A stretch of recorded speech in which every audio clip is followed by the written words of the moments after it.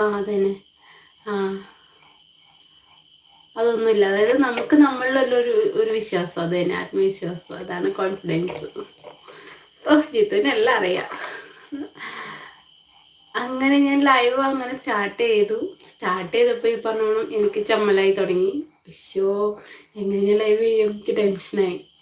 ആ ചമ്മൽ മാറ്റാൻ വേണ്ടിയിട്ട് ഞാൻ ആ ഇടയ്ക്ക് അമ്പലത്തിൽ മാല ഇട്ടുന്നുണ്ടായിരുന്നു.